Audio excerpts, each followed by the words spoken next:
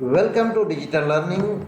Dear students, we are studying the subject Organizational Behavior. This is a course of 5th semester BBA of Mangalore University, and we are in the second unit, 20th session. The topic of today's discussion is meaning and definition of attitude. In the last session, we have studied the causes of distortion in perception. The objective of today's session is to understand the meaning and concept of attitude.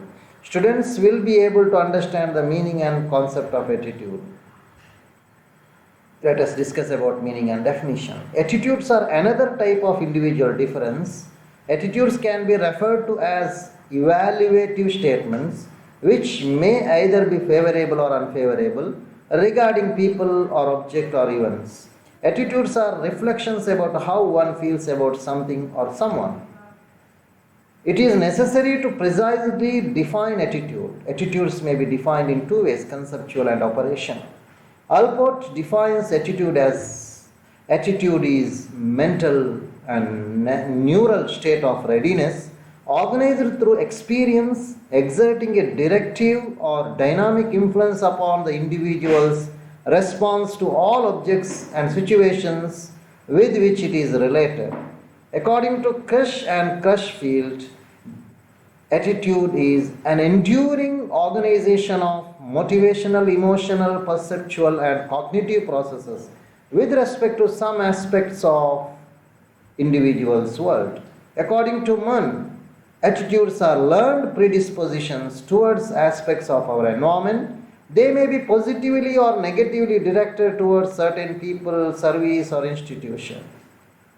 Reitz has defined attitude as a persistent tendency to feel and behave in a favorable or unfavorable way towards some object, person, or the ideas. Sherman Horn defined attitude as attitude is a predisposition to respond in a positive or negative way to someone or something in one's environment. To summarize the meaning and definition, we can say attitude can be defined as relatively lasting feelings, beliefs, and behavioral tendencies directed towards specific people, groups, ideas, issues, or objects. We can refer these books for further studies. We have some questions to test the understanding of this session. Attitudes can be referred to as dash, which may either be favorable or unfavorable regarding people, objects, or events. Evaluative statements, descriptive statement, elaborative statement, none of the above. Answers will be given in the last slide. Second one, attitudes are reflections about how one dash someone or something values, feels about, evaluates, none of the above. Third question, attitude is a predisposition to respond in a positive or negative way to someone or something in one's environment. This definition is given by Allport, Kirsch and Crutchfield, Reitz, Sherman Horn. Fourth one, attitude is a dash state of readiness organized through experience exerting a directive or dynamic influence upon the individual's response to all objects and situations in which it is related. This definition given by Allport, you have to fill in the blank. Attitude is a dash state of readiness. That is social, mental, neural, mental, and neural.